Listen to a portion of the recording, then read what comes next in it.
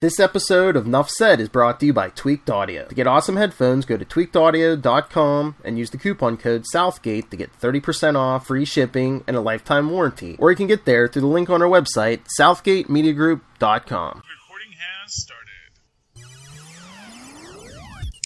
Hello, everyone. This is Charlie, the Professor Esser, coming to you on the Capes and Lunatics Network, an affiliate of Southgate Media, with my co-host, as always, Phil, me and Perich. Yes, and this is Superconnectivity. Welcome once again, folks. Sorry, I'm being a little low-key tonight. Too much energy can lead to explosions. And you know where I learned that, Philip? Where at? In the Immortal Hulk. Yes! Number 36. Too much energy leads to explosions because the Hulk did a boom-boom.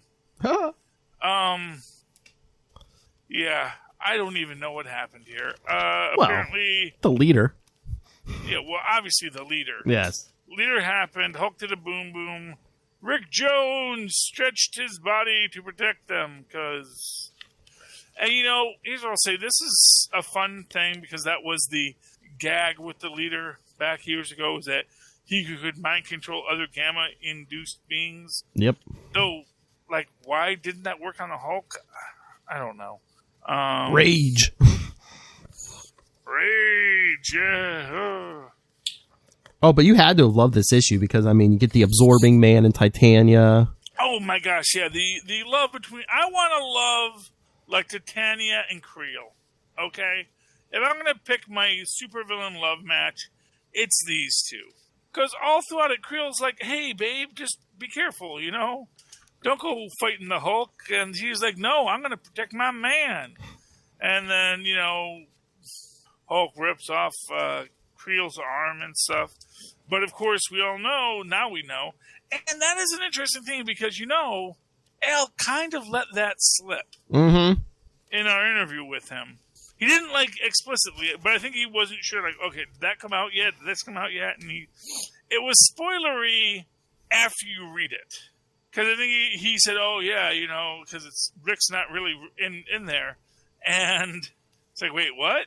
I didn't call it out at the time, but yeah. And he even said something about the Absorbing Man always gets, like, ripped up ever since, like, Secret Wars now. People just love to, like, rip him up. So, hey, guess, yep. Yes, but this was great, and I see, Titania is a supervillain heroine I can get behind. Honestly, that's the thing. It's like, if Titania goes and owns all the Gotham villains...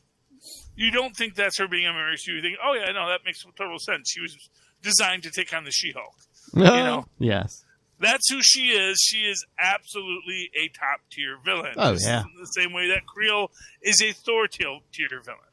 These are two beings that, when they beat people up, you don't go like, oh, that's ridiculous. They couldn't handle that. It's like, no. They routinely handle these people at this level all the time. But no, I mean, honestly, it's Mary Ellen, right? Mary Ellen is the name of Titania, or Mary. Mary, I know, yeah, something Mary. Yeah, Mary and Crusher. I don't know what Crusher's first name is. Is it Carl? I thought that. Oh, that's right. It's Carl Crusher Creel. And although it's kind of interesting because when we see who actually punches the Hulk in the first. When he first comes in. Oh, no, that is the Absorbing Man. I wasn't sure, because at first I thought, wait, is that supposed to be Puck? Because it looks like he has a beard, but it's not Puck. I think they maybe accidentally drew a beard on him. Yeah, it looks like they accidentally drew a beard on Crusher. Well, I know Puck's there with like a, you know, like an energy gun or something. Yeah, but Puck is there. And so I thought at first I was like, oh, wow, they saying that Puck, like, punched him? But no, that was supposed to be Creel, so that's fine. Yeah, no. Yeah, because Creel attacks him and he rips his arm. Hulk rips his arm off, and then Titania comes in and Hulk's smacking her around, and that's when he decides, I can absorb gamma. Yes. Oh, and for what it's worth, Charlene is back. Yep. You know, I was worried that she was gone, but he said, no, she's back. And again, this is where poor Al, it's like, I'm doing all these things. I don't know when all these books are coming out. It's all COVID. So Charlene is back. She's trying to pull the Hulk out of this because, Hulk go boom boom. And Hulk's sad. Hulk did not want go boom boom. Oh, yeah. Hulk did not want hurt people. And on TV, yeah. Yeah. Oh, but we get the return of Del Fry, the first. Yeah. Although, again, not Del Fry, because Del Fry is a gamma-irradiated corpse. Yep. But because he's gamma-irradiated, that means the leader can control him. But no, what I like about this is we also have Jackie McGee running into the fight expressly because she understands that, the Hulk can be reasoned with right now. Mm-hmm. That the Hulk, you don't beat him up. He's the dumb Hulk, Mm-hmm. He's childlike Hulk. He's not trying to fight you. You're only going to give him a reason to fight you if you keep on punching. Just because he doesn't have Banner or Joe's vocabulary doesn't mean you can't reason with him. Well, yeah, but even beyond that, he's actually the most peaceful Hulk.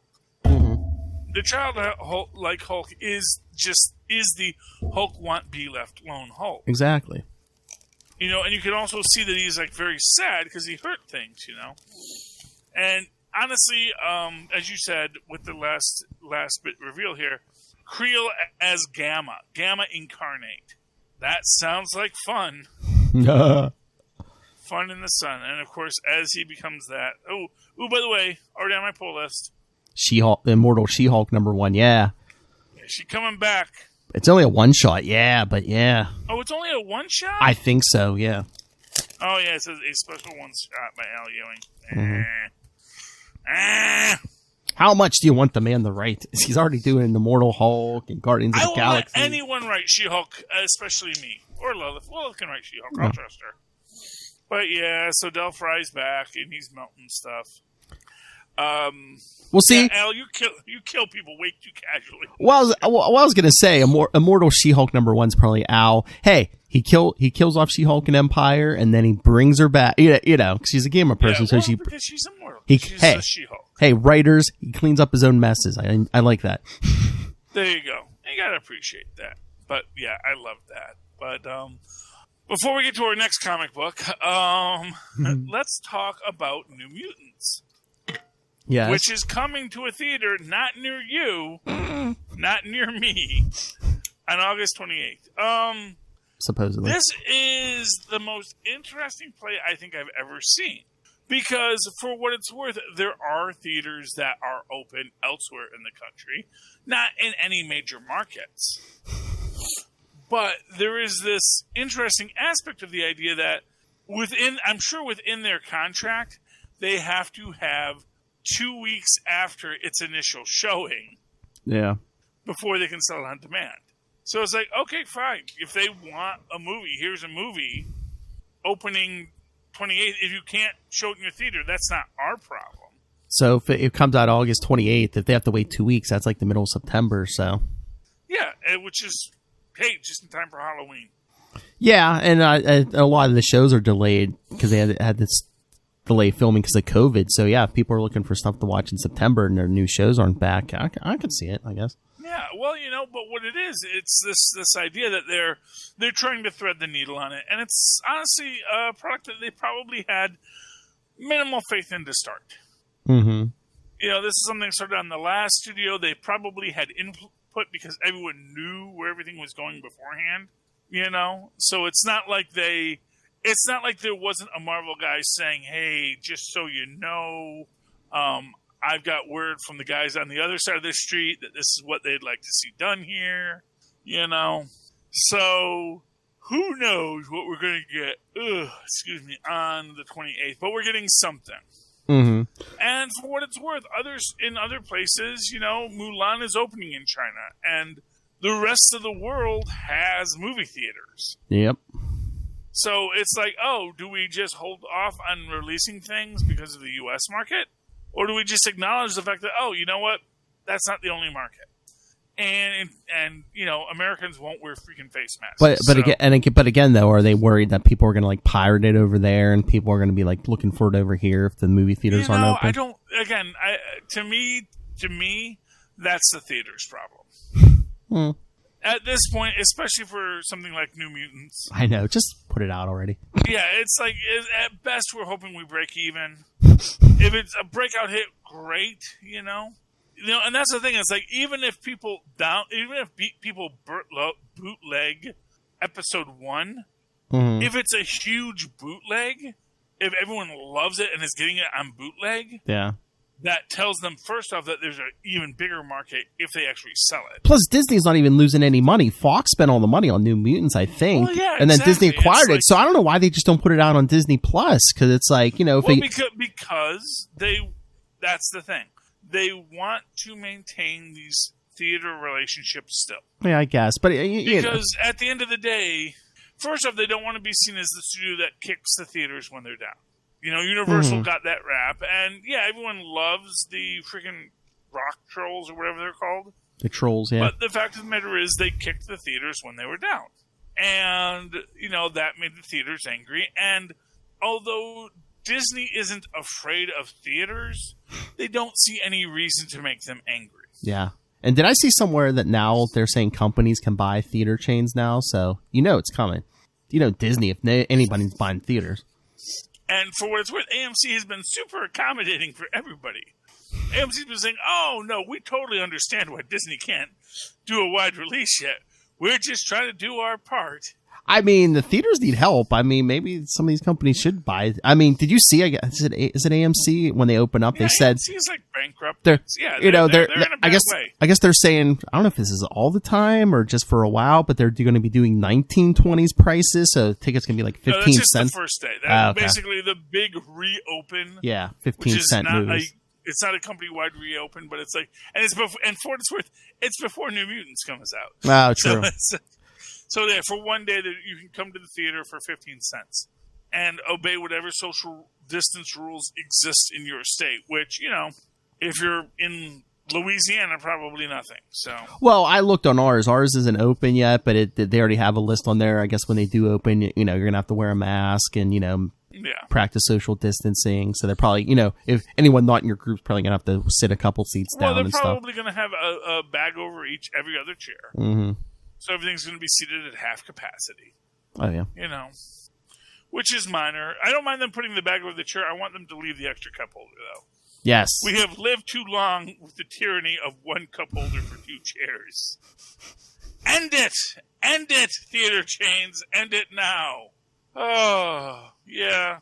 Well, that's that. I'm actually excited if it, we do have drive-ins that are available in New Jersey, and they just opened a drive-in in Newark. So if they were to show New Mutants, I would totally go to that. We have like 1 or 2 around here, but also I think it might only be one weekend. But like certain select Walmarts, I guess they're going to be doing like drive-in movie things. Well, you know what the biggest problem with drive-in movie theaters right now is? What? You can't go to the drive-in movie theater until like after 9 or 10 o'clock. Oh, exactly. Yeah. Till dark. It's like if you were going to the drive-in movie theater in December, you could go at a reasonable human hour. Oh yeah, 5 or 6 o'clock. Yeah. Now you have to go to this. Which is one of those weird things I was thinking about today. Just every so often you'll go to a restaurant in New York that's actually an old converted garage. I always wondered, like, if you lift up the wall of the building so that it's open air, does the whole restaurant now become open air? And can you have seating inside the restaurant as the open air part of the restaurant? It's a question I have. So anyway, did you want to talk the finale of Agents of S.H.I.E.L.D.? Oh yes, yeah. Oh man, I've got so many finales. Because I finished Agents of S.H.I.E.L.D. I finished Stargirl. I finished Harley Quinn and Doom Patrol. Oh my God. So many things to talk. So let's talk Agents of S.H.I.E.L.D. real quick because Maz and I are talking it tomorrow. That's fine. Yeah. I've only seen it once, but big spoiler, I expect to see Deke in Loki. I did see you put that up. Yeah. Yeah, that's my big belief is that because here we have Deke. He has time travel technology. He is now head of S.H.I.E.L.D., but like for realsy reals, with whatever S.H.I.E.L.D. agents are left, he's got them. Yeah, in that alternate timeline. But it's because it's funny. Did you think it was funny at the end of the episode? They kind of updated you where everyone was, except Deke. They mentioned him, but they didn't show what he was doing. Well, yeah. Well, because they don't have a way to contact him. Yeah, but I mean, the show could show you. Arguably, they should be able to because they have the temporal GPS. But I mean, I understand they can't contact him, but the show could have showed us what he was up to, but they didn't. Yeah. They didn't. I actually think that is something to do with the fact that he wasn't a central S.H.I.E.L.D. agent at this point. Yeah, but I'm just saying. So, for example, we didn't see what Roxy Glass is up to. We didn't see what Deathlock is up to. Yeah, but I'm just saying. There were people that got left out. I'm just saying maybe there's something to your theory that something else is coming for him. Like in the Loki series or something. So. Well, I do think the idea of him forming the Time Variance Authority. Mm-hmm. Because he has this time travel technology, and that's the idea, is that Deke now has time travel technology. He is from a non-existent timeline. A timeline that may never come into existence, or that maybe does come into existence. He doesn't know. But he also knows that, and that's the thing, if there's anything that was said about this universe is they couldn't abandon this universe. Mm-hmm. This is a universe full of people who need they need their heroes. Mm-hmm. They need heroes to rise in this universe because it's 1983 that we're not going to get a hero for a while. We may know where Cap is buried, but someone has to dig him up. Mm. And we don't have a Hulk or a Thor or anything yet. And the idea of that these people needed protection was a central idea here. So they send the Chronicoms over into the home dimension, which is cool. No argument there. And then, we never see Deke again, except we see Deke gets put in charge of S.H.I.E.L.D. because it's a bunch of recruits and they got no one to look up to. And as Deke says, he's already established in this timeline. He has a following. Mm-hmm. He is the reclusive rock star of this universe, and that is a powerful place to be.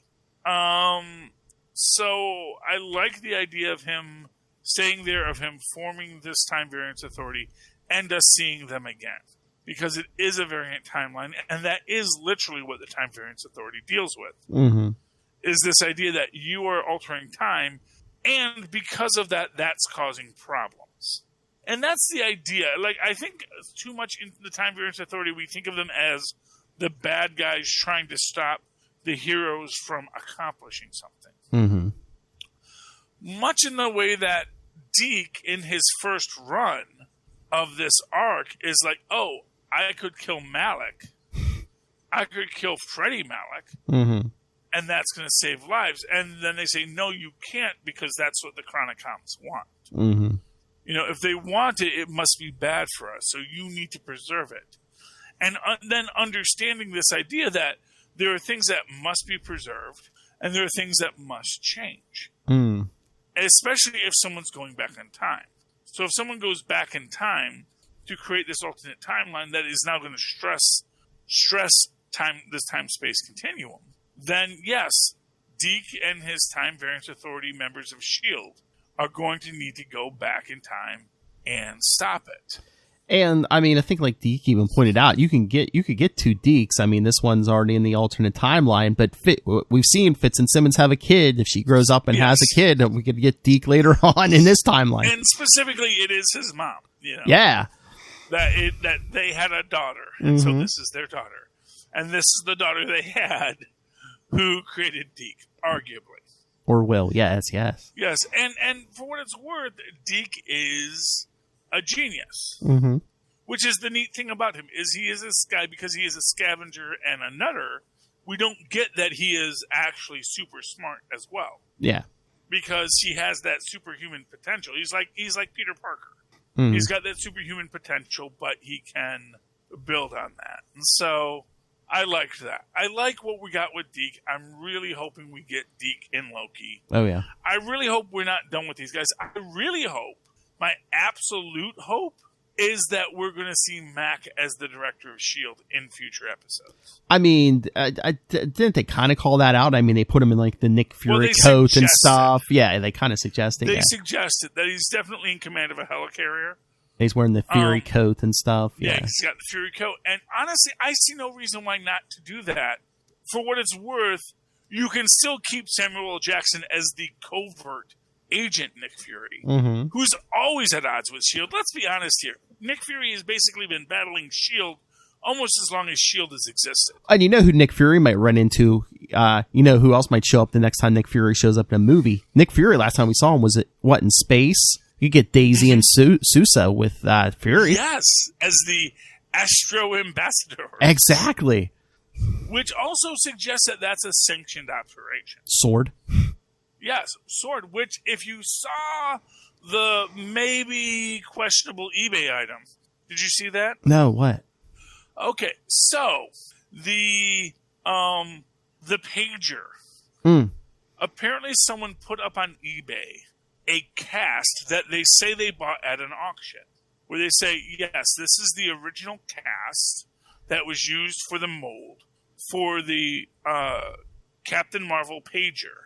And if you look on the back of it, it has the S.H.I.E.L.D. logo, but just below it, it has a sword logo.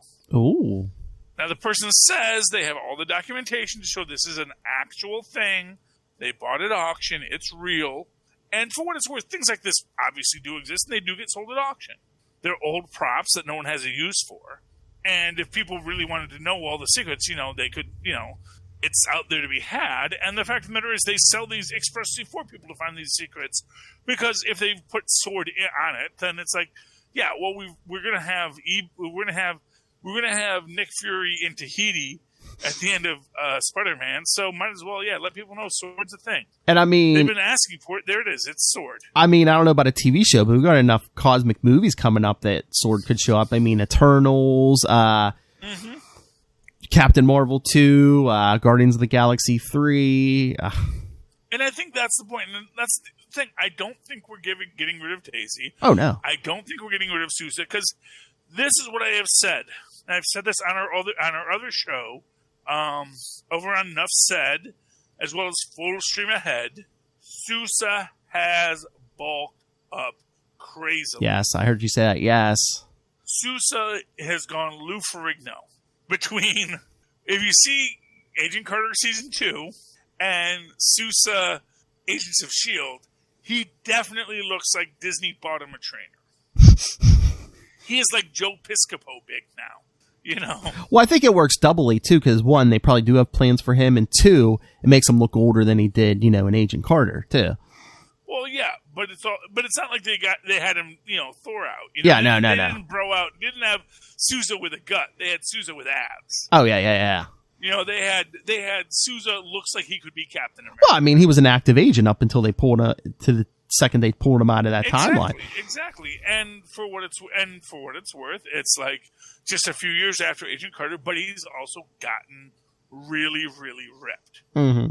And that's the thing. Like, to me, an actor doesn't do that just for fun. Oh, no.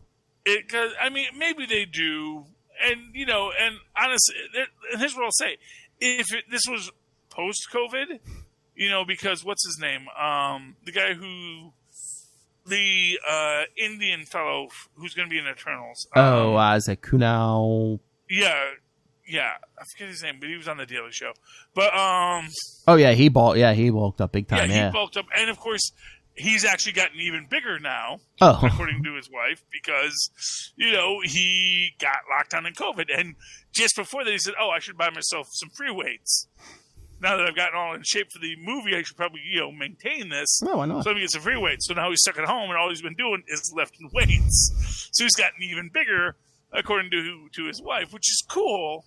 But that idea so I could totally see Sousa in a post-COVID world being all bucked up for no reason, just to bulk up. But I really feel that Disney said, no, we've got big plans for you. You're going to the gym. You're in the next Guardians of the Galaxy. I think they have plans for all of them because, I mean, they didn't kill anybody. They made sure to show us we know where everyone's at. Mm-hmm. For real. And, I mean, even Coulson as the Robo-Coulson. I'm going to travel the world. Yeah.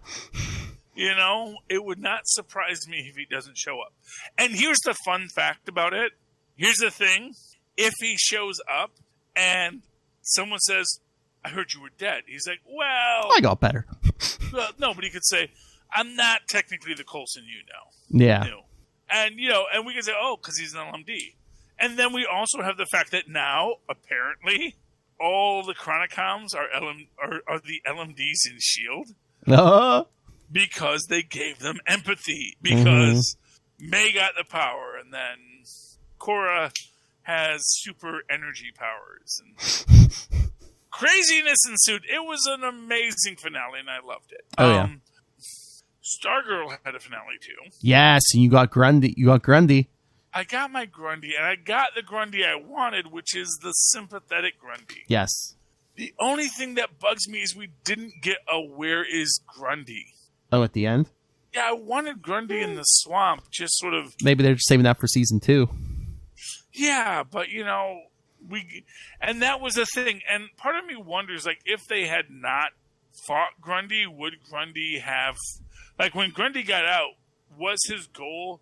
Because part of me was thinking... Is it possible Grundy's going to just beat the heck out of Icicle? Yeah, I mean, I don't know, just because he could be conditioned, too. I mean, Brainwave could have just, you know... Yeah. Brainwashing or something. I mean... But they had the blockers on there, so... True. He might have been free of that kind of stuff. Big disappointments in this. I wanted Brainwave's son to appear in his mind. To fight him. And then what we got instead was an interesting twist, where Brainwave pretends to be his son. And that was dark and twisted. But then, and that was, it annoyed me because we didn't get a resolution to what made Brainwave switch. Because he goes from cold to a human being, and then he's back to being the cold person, which suggests someone manipulated his mind. Maybe. I thought it was just that he couldn't have his memories, but once he got his memories back, he switched up full on evil again. Yeah, but I don't see. To me, that doesn't track for me. Yeah, it tracks for me that he actually evolved as a human being until the Dr. Dragon started dealing with him. I love that Dr. Dragon gets stabbed by his daughter, and then she still goes on to fight the good guys. Because it was like, no, you raised me to be an evil, supervillain, and so I am ending you. You should have expected this. Yes, he should have. He should have realized that, this was not a good way to raise a child. He's, for someone who's so smart, why are you so stupid? There's a drop for you, Phil. And it is problematic in that sense, but I liked how it ended. A little disappointed we see Starman at the end.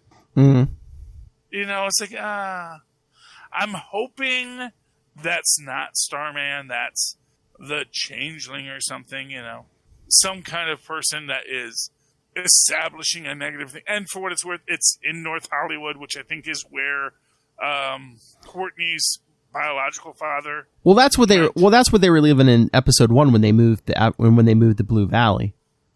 That's what that was. Yeah, he showed up at the last address they were at before they moved to Blue Valley.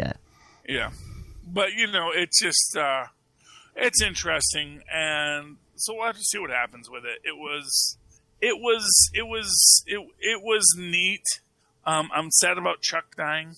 I hope they can fix him. Yes. I hope that Dr. Midnight actually brings him back. Oh yeah, because I think she actually had a connection with him. Although maybe it's like she can bring him back, but it's not him, but it's now her as well. Maybe, yeah. Now it's maybe her engrams who becomes Charlene, and so it's like she's talking to herself.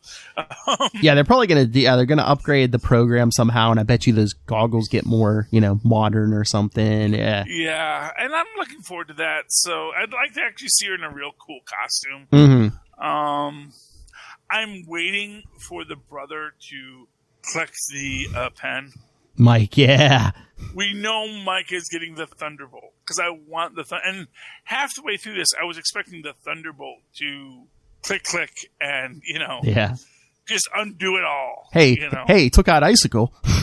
That was weird. I know. Well, he did fall off the building first. But... Well, he fell off the building, and that just like knocks the ice off him. Yeah.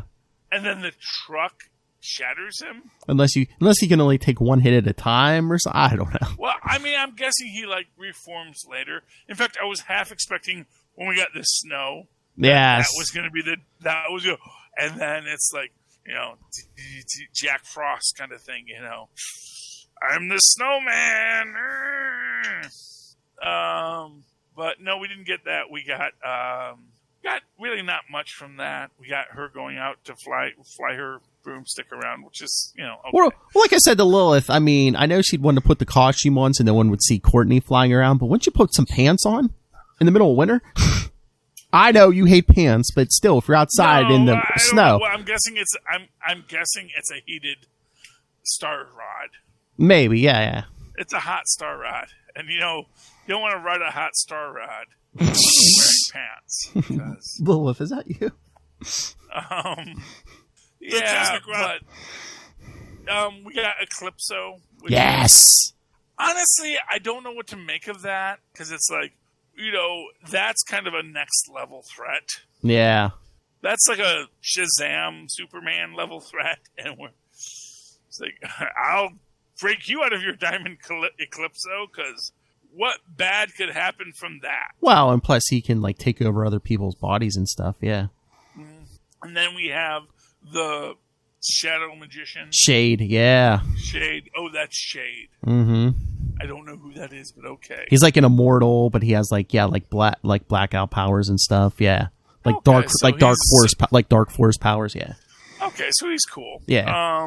Who just obviously was like the elder. If he's immortal, I guess he's the elder member. Yeah. So he fought the. This is not gonna work. But I don't think we've seen the last of. I don't think we've seen the last of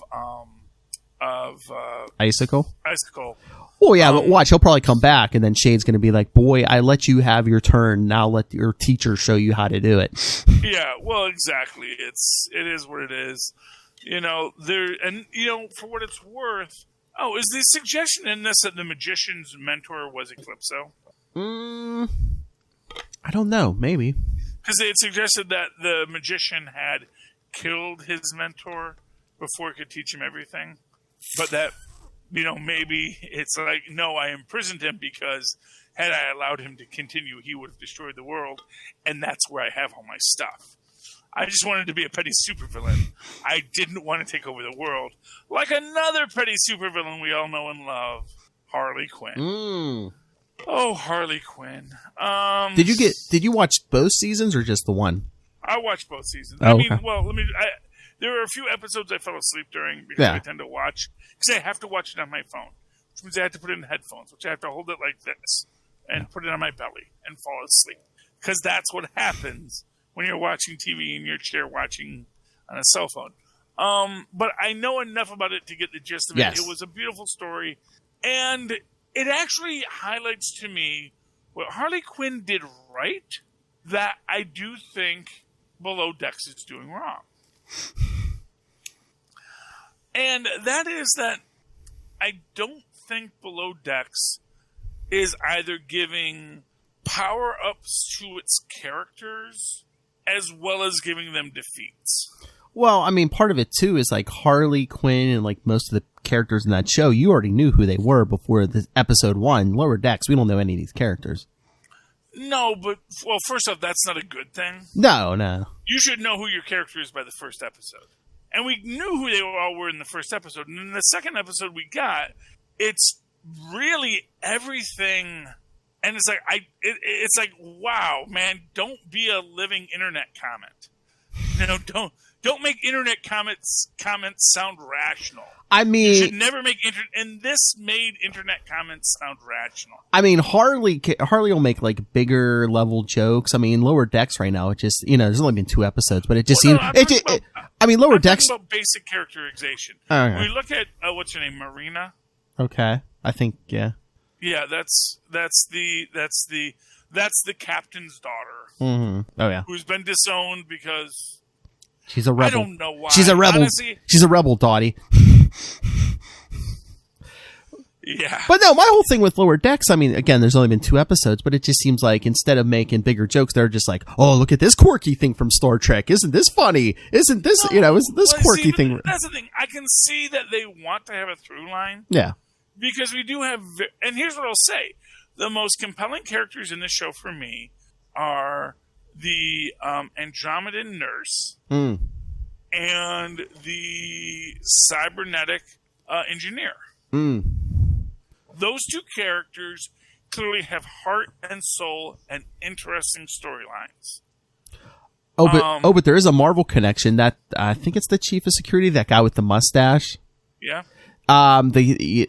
Who's it? Fred Tatis or whatever, how do you say his name? Does the voice. He's the guy who does the voice of Hulk right now on those Avengers cartoons. Yeah. Yeah, I can see that. I mean, first off, I love that character. So, and that's the thing. It's like the first episode, it's all, upper decks suck, and we're cool down in the lower decks. And I want to say the other character's name is Decker, who's the nerdy character, which I don't mind him being a nerdy character. Don't make the nerdy character bad at being nerdy. That's the thing. It's like if your defining character trait is I'm nerdy, then show how that nerdiness is a plus, not a negative. I don't know if it's... And what they did instead was said, oh no, but Mary Sue is here. And God, I hate saying that. But it's like, dang. I don't know. You're going to put this character in there. It's like, no, I've been around until I have experience, and experience is better than knowledge. And books are stupid. Don't read books. It's like, okay, Rick. I don't think it's he's nerdy. I think it's more the fact that he's Mr. By the Book. No, it's literally that he is. They even make a point that he just needs to read more books. That he just needs more knowledge. That he has studied all these cultures and all these languages. But there are still. But of course, you can't study everything. But if you go out there and just act stupid, you're going to meet things, and that's going to teach you everything you need to know. It's like, in no way does that make any sense. Well, because all that would have happened is, oh yeah, I dated one of that creature before. They didn't put eggs in my throat, but I learned that's what they do.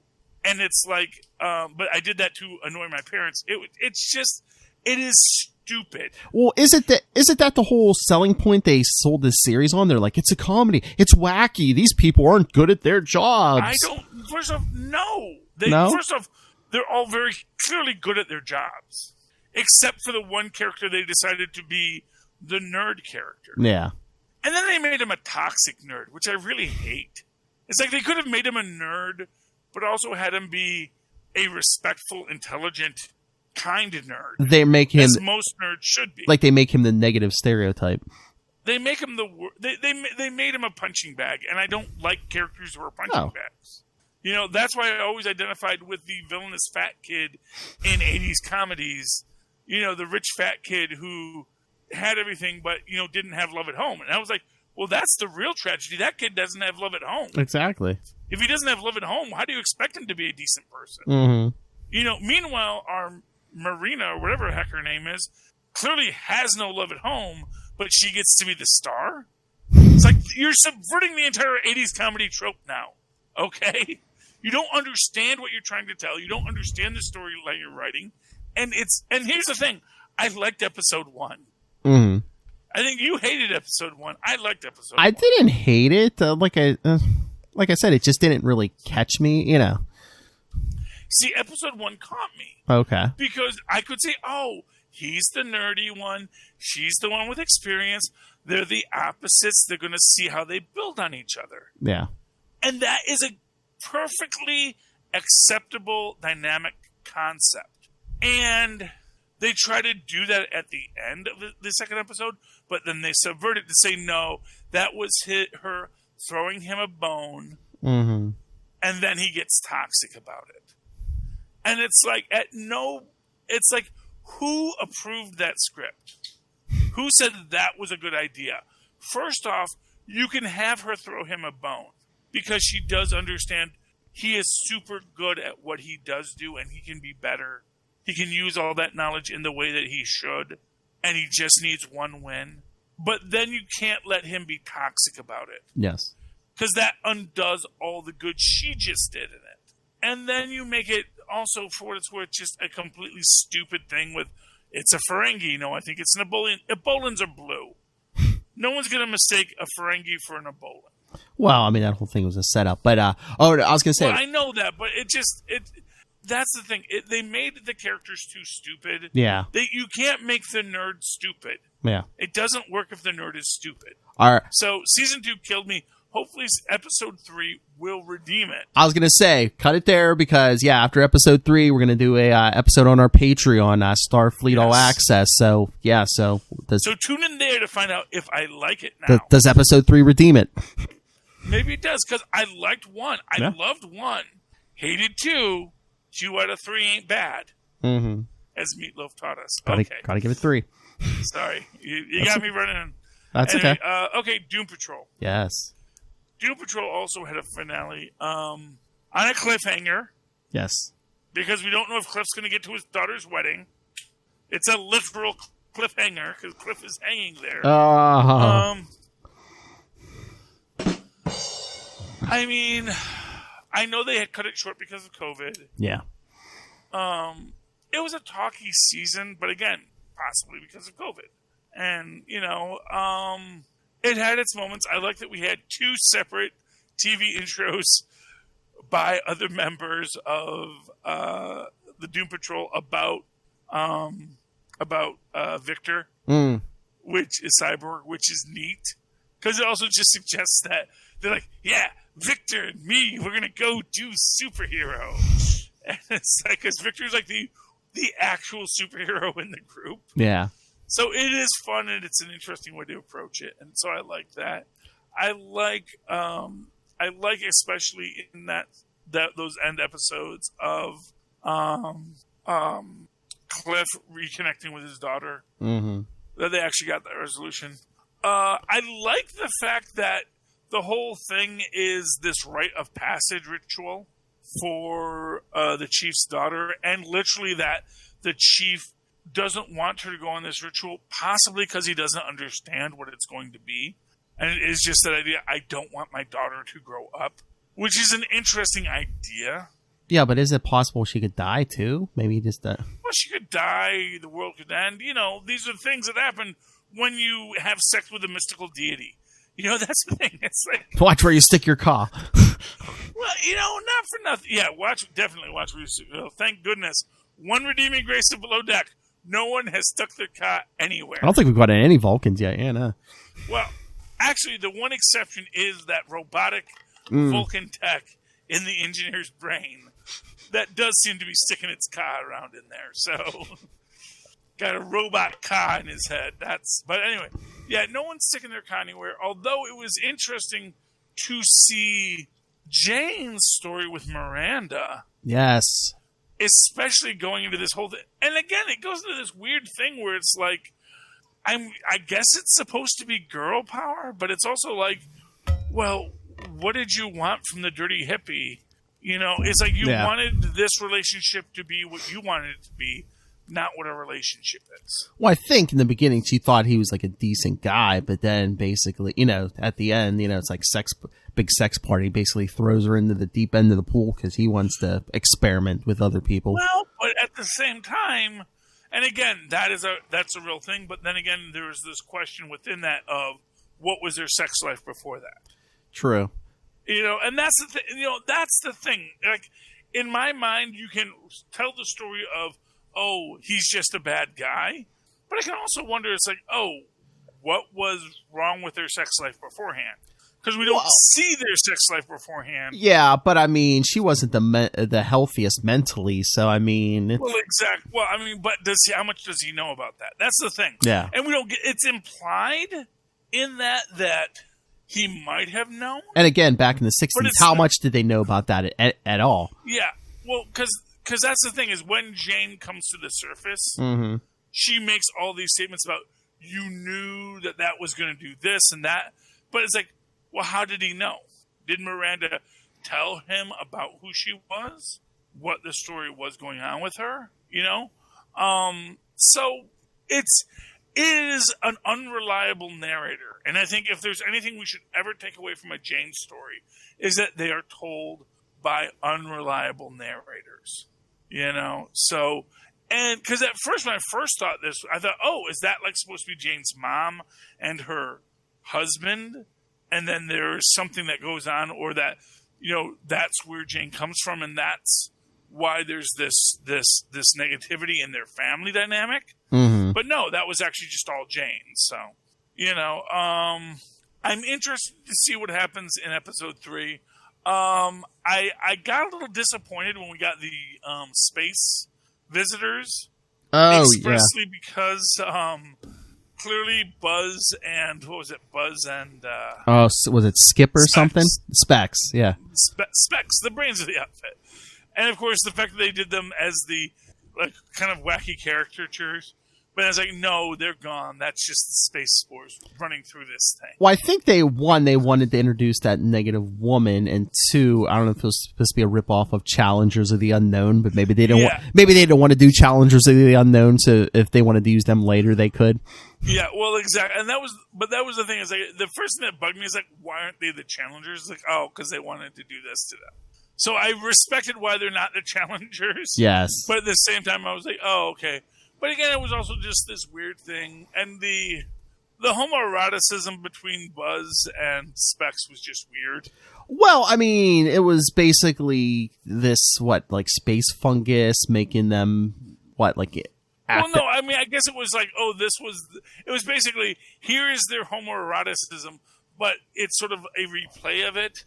So it comes into this weird idea that, that's who they were. I didn't even get that. What I got is just it was. He kept on calling him a smooth boy. Okay. I just took it as the fungus couldn't literally translate what they were. That was its best attempt at translating what they were. I got the feeling that was the implication was Maybe. that they were gay.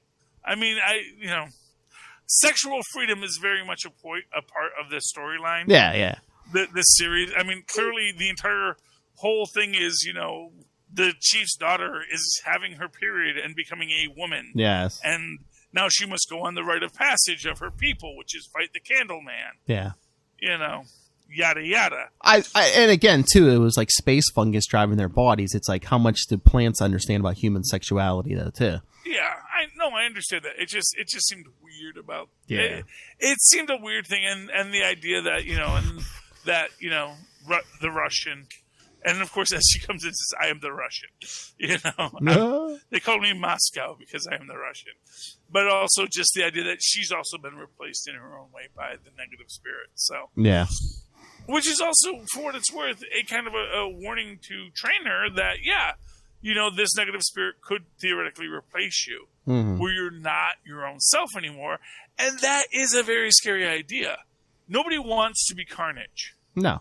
We want to be Venom where, yes, we are interacting with our symbiote. We don't want the symbiote to be us. You want to be you want to be the one in the driver's seat, yeah.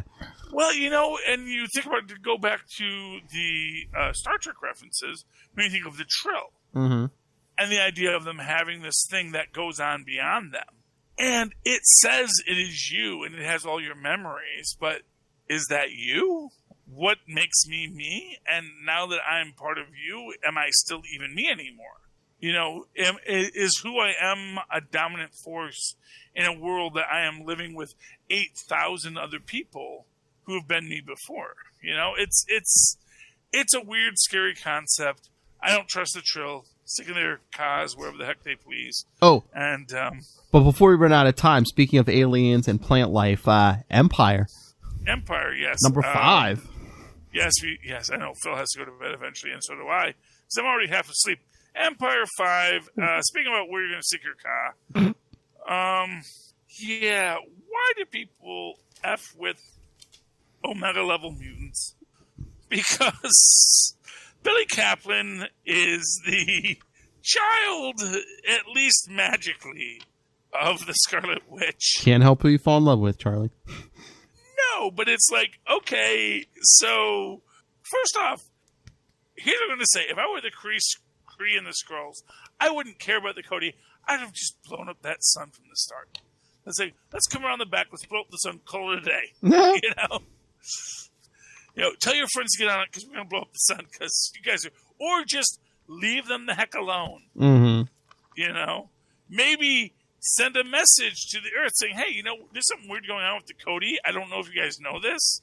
We've been having some weird problems with the trees. So, as with all superhero battles, it's sort of like, oh, it's a big miscommunication. But it comes to this weird idea that they're going to kidnap Teddy, make him the king, and then his grandmom's going to take his place, which is all well and good. But let's talk about the real interesting thing in this, which is the She-Hulk plant versus Thing. Yep. Which is, again, why the Thing is my best character, because the thing about the Thing is not that he gets stronger the madder he gets. It's that the more you fight him, the tougher he gets. The more immovable, the more like a rock he becomes. Which means that he has infinite soak to any battle he's ever in. No matter how much you punch him, you're not going to defeat him, which is what the champion said years ago. It's like, oh, I might eventually be able to beat him, but literally I can't. Literally, his power set says that he's going to get up every time I knock him down. It's like, is that all you got? I can do this all day. And unlike freaking Captain America, the Thing actually means it. Oh, yeah. And so, that's why it's like, he can Hulk Hogan it, where he's like on the ropes and he's like, here's the crowd, and gets up and body slams you now. And that's exactly what he does to Plant She-Hulk. Because he's like, man, you're threatening to kill everybody, but all I can think about is these two dang kids I just met. Yeah. And the life that you're trying to take away from them. And it's like, no, I'm not going to let that happen. And he gets up and punches her and throws her a mile from that. And this whole time she's like, oh, you don't understand. I'm not a Hulk you faced before. I'm not rage. I'm not this. I'm not that. I am just the pure power pummeling down on you. He's like, yep, the problem is I can't give up. And that is the most beautiful part of this story. If it were not for the fact that Billy Kaplan is a freaking space god who can find his dear hubby, and we do find out they are legally wed. Mm-hmm. Nothing unseemly here. They're a married couple. Thank you very much. And the freaking man in the iron mask, poor Teddy, which is kind of silly because it's like, really? It's like, is that going to work when someone finds him? It's like, no. Gee, you're physically, aside from that face, look almost exactly like the Emperor. I mean, if nothing else, is it just like a power dampener so he can't like change shape and stuff or something? Well, I mean, it's obviously that, but it's also like, it's supposed to hide him. Keep him from transforming is the idea, but at the same time, it's like, yes, we've locked you in the image of the Emperor, so... and it is just this fact that, of course, and his grandma is going to be all, oh, I'll kill you all. Mm-hmm. And then, of course, we have what makes this all fun is the Tony Reed set, which is, again, half the fun of the Empire story is that Tony and Reed are just in a lab, being lab nerds. I know. It's like, fight? No, that's probably not the best use of our powers. You guys all know how to fight, right? Okay, we're going to try and figure out other stuff. But why is he making Reed armor? I'm like, I get it. Tony made a bunch of mistakes. If he doesn't want to be in charge, fine. But why doesn't he okay, Reed, you're in charge. Tell me what to do. Or Cap, you're in charge. Tell me what to do. Well, first of all, I think he's making Reed armor because that's what Tony does. Yeah. It's like he says, this is my thing, It's like, it's like if it was Einstein, he'd be playing the violin. But it's like, Tony's like, I'm going to build some armor. It always helps me think. It's like, it's something I know to do and something I can build. And so he's building Reed armor, which, of course, if your main power is elasticity, is armor the best thing to have? I don't know. I don't know if that armor stretches, because if you look at the sketches in the back, it looks like almost like that armor stretches, maybe. So. Oh, it does? Oh, maybe. Okay. There's a sketch in the back where it looks like longer arms and stuff. Yeah, so I don't know if it's... Yeah. where he just stretches and the armor parts stick with him. Yeah. Oh, yeah, there we go. Yeah, see? Yeah. That is elongated, his Slender Man armor. Slender form. But it's like, okay, so here's the thing. The Cody will release the Death Blossom in 10 minutes, but then the sun will explode in 9. So, gotta save the world in 10 minutes, twice over. Maybe we'll stop for coffee on the way. Which is sort of, I half expected that line from Tony in that. It's like, oh, great, we'll go do takeout between the two. Shawarma. Yeah, so we still got time for shawarma then, right? We'll phone it in, we'll go to the sun, then we'll come back and deal with the Death Blossom. No problem. Yeah, I mean, I'm loving Empire, and so this was the thing that was supposed to be all month long, kind of a thing, and they're like, no, let's release them all week per week, and I think Marvel's going to have a gangbuster month in August. Because they did this. And I think this may change the way they do these big events going forward. It's like, let's just do it like over 4 weeks, Because when you think about when you do like a big mini-series, it's like over 4 weeks, or over 5, it's like, let's just get it out there. We'll do a big thing. All the books can be in continuity in that moment. We'll catch it all up, and then we call it a day. Oh, yeah, because I think that they're releasing Captain Marvel's. It seemed like her issues are coming out like every other week or something. Yeah, I think it was just a log jam. They were just like, yeah, so stop, all these aren't ahead of this one and this one. Yeah, they're just releasing everything. But I'm going to bet you it's going to be one of these lucky accidents. Yeah, that'll show them what they could do, yeah. It's like, wow, that worked out great. Wait, are you saying we could actually do a big summer event every quarter? It's like, yeah, I mean, we could do that. That's what they do now.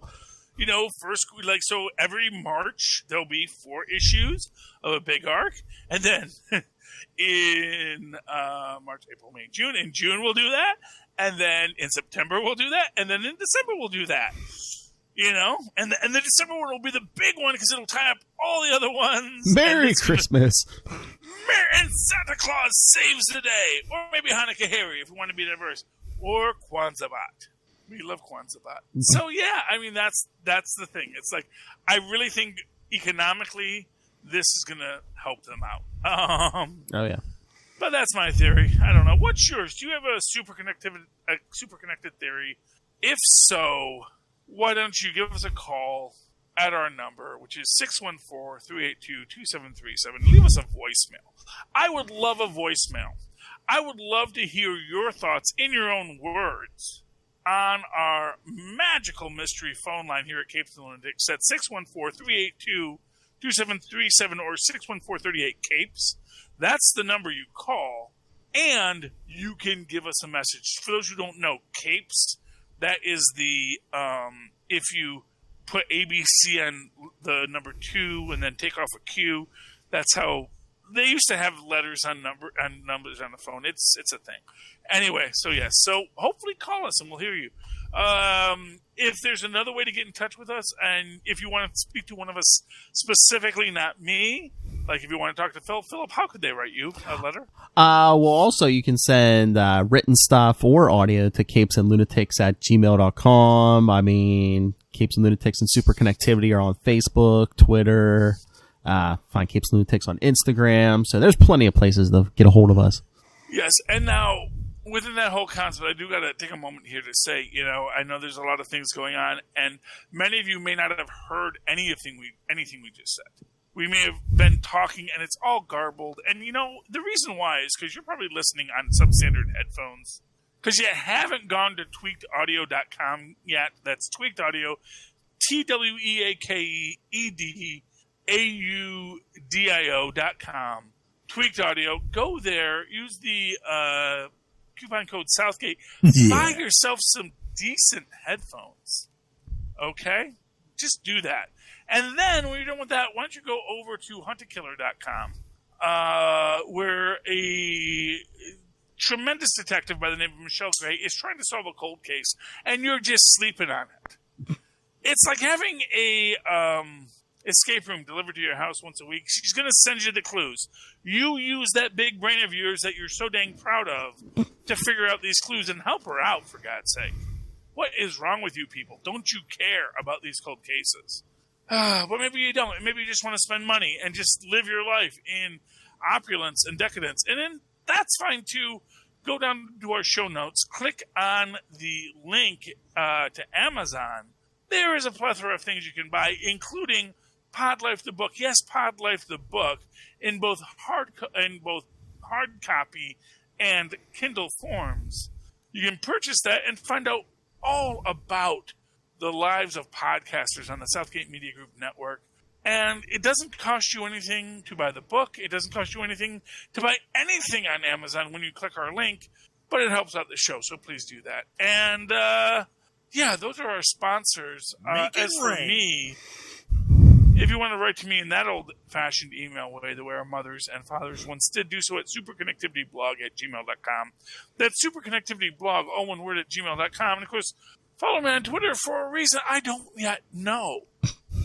Because at this time, Agents of S.H.I.E.L.D. has ended. So what will I live tweet? I don't know. Do you know what I should tweet? If so, tweet me at Charlie Esser. That's CHARLIE. Yes, SER. Look for the 2 E's in the middle. For quality. Bing! Thank you, Maz. Oh, caveat. If you want me to live tweet something, has to be something that's broadcast. Otherwise, I'll be live tweeting at odd hours. All right. Ladies and gentlemen, you have connected with us this week. I hope you've enjoyed it. Please take a moment next week and super connect with us once again. Good night. Good night. He's falling asleep. Yes, absolutely. What? I was awake. No. That's right. You can talk and sleep. I'm always talking in my sleep. What was the show about? Season finales, all of them. They were all good. Mm-hmm. Not a stinker in the bunch. Gonna have to talk a lot of comics next week because all the shows are over. Yeah. Well, hopefully there'll be some comics next week. They're back. They're back.